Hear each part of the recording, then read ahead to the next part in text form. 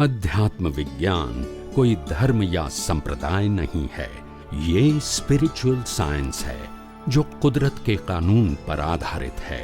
ये विज्ञान पूरे ब्रह्मांड के सभी रहस्यों को उजागर करता है और जीवन के सभी पहलुओं को समझने के लिए एक नई दृष्टि देता है। इसी को आर्ट ऑफ विजन कहते हैं, दुनिया को देखने की एक नई दृष्टि, जो अध्यात्म विज्ञानी परम पूज्य स्वामी श्री कमलेशानंद जी के निर्देशन में सनातन सत्य का अनुसंधान कर हमारे जीवन को प्रकाशित करे। जय सच्चिदानंद। पिछले कर्मों का जो भुगतान होता है वो कैसे बता। पिछले अवतार के कर्मों की भुगतान में अभी वो चैप्टर बाद में आएगा, आपका चैप्टर बाद में आएगा, क्योंकि अभी जो सीक्वेंस चलती है ना वो चलने दो। कॉज एंड इफेक्ट जब बताऊंगा तो मैं बताऊंगा। पहले मैंने आपको सिंपल बताया कि जन्म का जो संयोग है, जो माँ बाप मिलता है, भाई बहन मिलता है, रहने का घर और धर्म मिलता है रेडीमेड, वो पिछले अवतार के कर्म का फल है। फिर दूसरा क्वेश्चन, जीवन में सुख दुख के संयोग आते हैं, पाप पुण्य के संयोग संबंध के आते हैं, वो भी कौन देते हैं? कुदरत देते हैं। Because of our previous birth cause, nature will give you the circumstances. Through the body you are suffering, through the body. And the last one, last में श्वास बंद कौन करता है?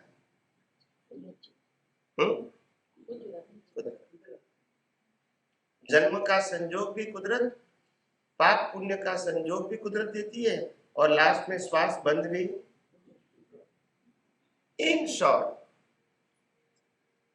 birth, life and death is controlled and governed by the law of nature. Yes or no? Yes.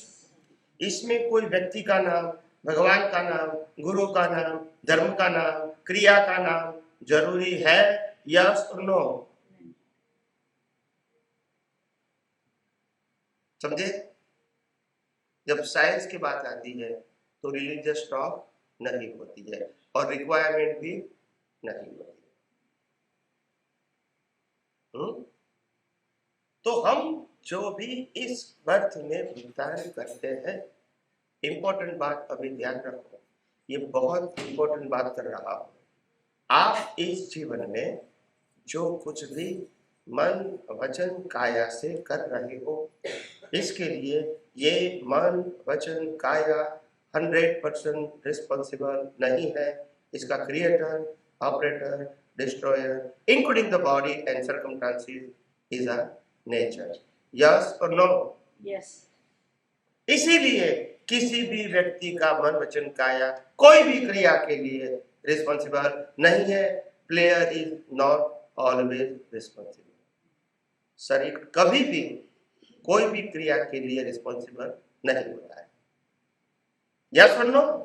मैं सिद्धांत की बात करता हूं, अभी श्रद्धा का सब्जेक्ट छोड़ दो। We are talking about the spiritual science on base of law of nature and universal truth law. It's not a individual, it's not a religious law, it's not a धर्म का कानून। आप समझे? ये बात हम नहीं करते। ये कोई व्यक्ति का कानून नहीं है, धर्म का कानून नहीं है, गवर्नमेंट का कानून नहीं है, और न ही इंडिविजुअल व्यू पॉइंट है। इसके आगे एक सब्जेक्ट बाकी रहा।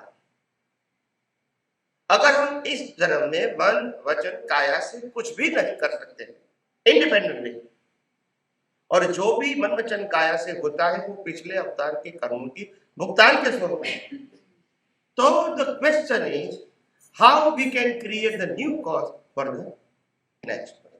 यस और नो? बस ये प्रश्न का उत्तर देके फिर हम क्वेश्चन आंसर करेंगे। It's okay, it's a whole package. और मेरा हर प्रश्नों का उत्तर ये जो एक्सप्लेन किया है उसके सिद्धांत के ऊपर ही आधारित हो, ताकि मैं इसी बातों को दोबारा समझाने की कोशिश नहीं करूंगा, सिद्धांत बता दूंगा जो मैंने डिटेल में एक्सप्लेन किया है। ठीक है? तो it is very easy to understand. तो मैं लास्ट इसका एक्सप्लेनेशन करूंगा कि अगर ये जीवन में जो मन वचन काया यानी शरीर और मन वचन काया से भुगतान किया हुआ कर्म भी अगर कुदरत के कानून के अधीन है, तो फिर हम नए कर्म नेक्स्ट वर्ष के लिए कैसे बना सकते हैं? This is a fundamental question, yes और नो? तो जनरली तो हम मानते हैं धार्मिक सत्य के मुताबिक, श्रद्धा के मुताबिक, कि हम मन वचन काया से जो कुछ भी क्रिया करते हैं, कर्म करते हैं, इससे कर्म बनते हैं, ऐसा हम मानते हैं, यस और नो? मगर यह साइंस कहता है कि मन वचन काया से जन्म से मौत तक जो कुछ भी होता है वो तो कर्म फल है, यानी इसको कर्म का टाइटल नहीं लगेगा। What is the difference between exam and result? दोनों स्टेटस एक है या अलग है? एग्जाम और रिजल्ट दोनों स्टेटस एक है या अलग है? बोलो। अलग है। जब एग्जाम देते उस समय रिजल्ट नहीं है, और जब रिजल्ट आता है उस समय एग्जाम नहीं देते हैं। Both are the different identity, yes or no? That's it. So when you are suffering of your previous birth cause as a result, at that time वो पार्ट को हम कर्म कॉज या एग्जाम नहीं कहेंगे, yes or no? yes or no? तो exam का part तो अलग होना चाहिए ना। ये तो रिजल्ट है जन्म से मौत तक, और मन वचन काया तीनों आ गया। तो नए कर्म मन वचन काया से नहीं, भाव से बनते हैं। भाव को इंटेंशन कहते हैं। क्या कहते हैं? Intention in any circumstances through your mind, speech and action at that time. What is the intention inside you? They create the new cause for the next birth. So the cause is always invisible and effect is always visible and visible. समझ में आया? Line of demarcation, cause and effect. Cause is always invisible. Effect is always visible and visible. समझ में आया? यानी दोनों क्या हो गया? सेपरेट हो गया, not goal goal. Intention. Now I explain the example. मैं आपके सामने उदाहरण पेश करता हूँ कि कर्म कैसे बनते हैं, बट इन सिंपल लैंग्वेज। जैसे जैसे आपके प्रश्न आएंगे हम डीप में भी जाएंगे, मगर प्राइमरी लेवल पे हम सिंपल समझाएंगे, फिर प्रश्नों के आधार से हम डीप में भी जाएंगे। पहले बेसिक में एक्सप्लेन कर देता हूँ कैसे कर्म बनते हैं। एक व्यक्ति आज फिजिकली चोरी करने का सोचता है, चोरी करने के लिए बोलता है और चोरी भी। ये तीनों प्रोसेस कर्म फल है या कर्म है? Select anyone. बोलो।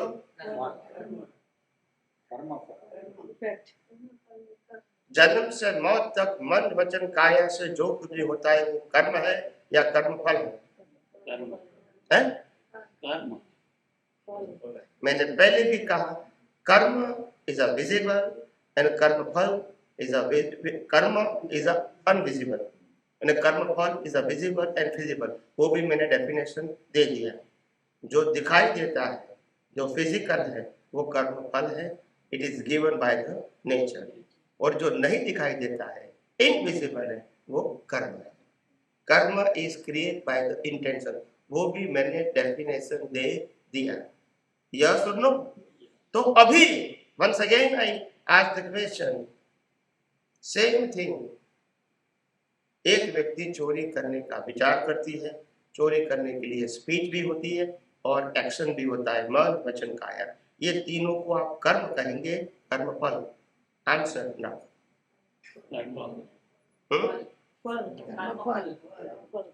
You follow the definition not view point.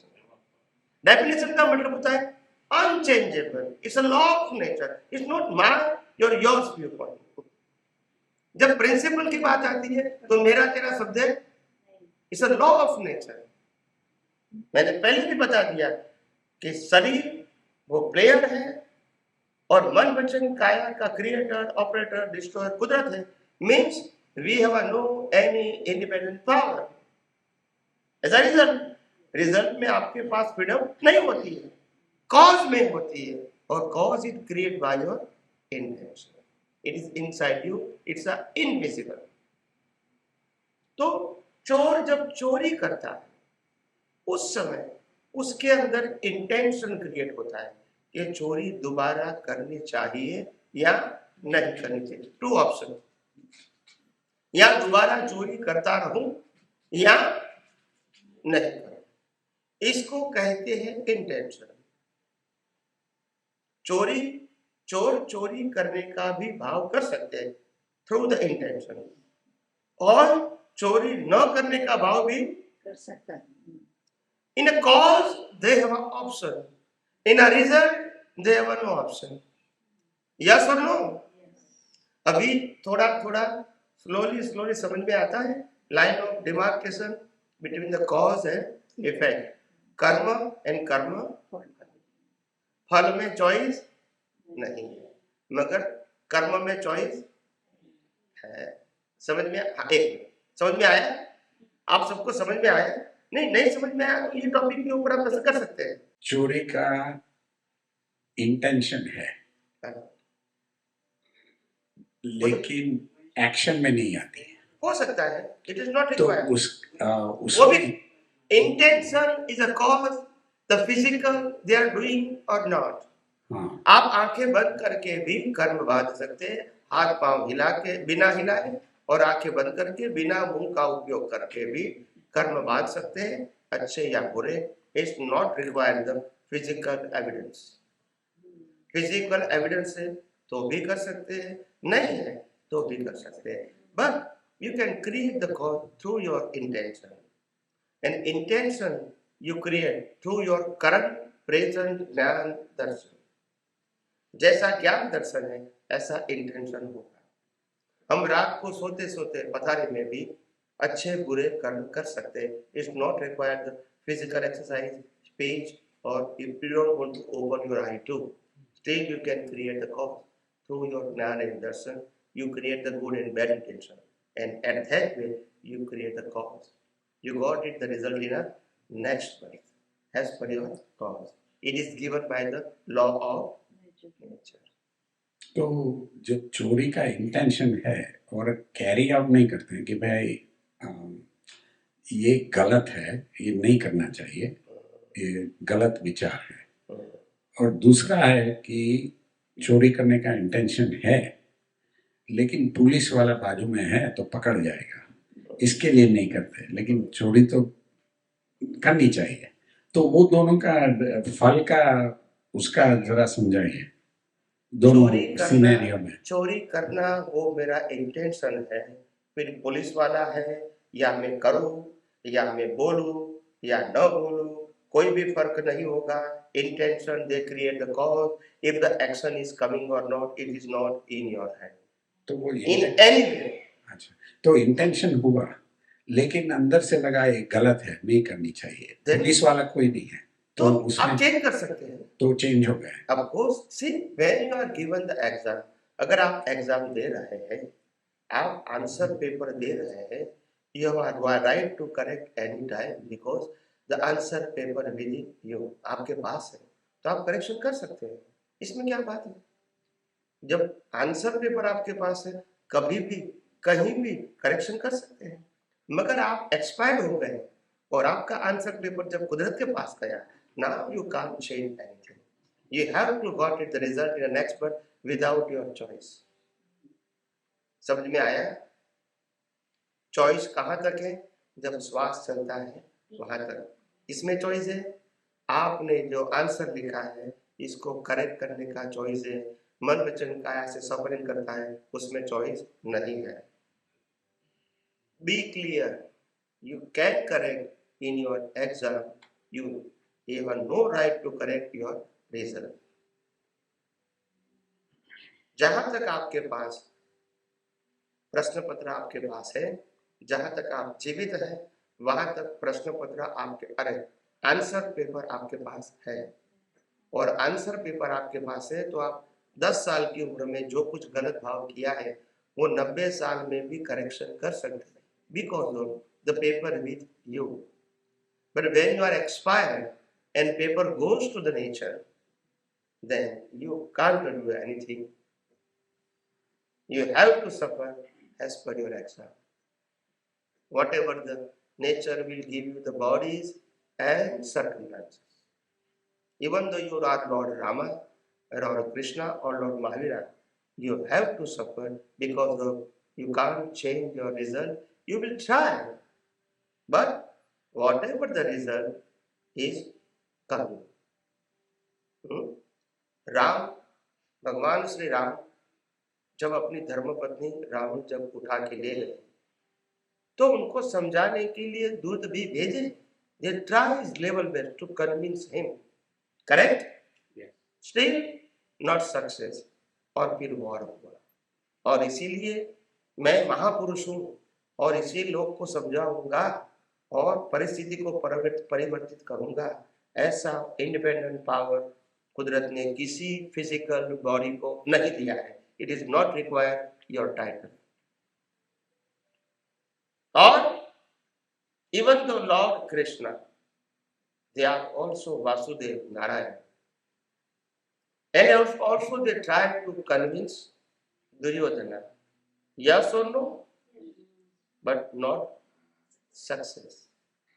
And Mahabharat is that, हजारों लाखों लोग वहां मर गए, यस और नो।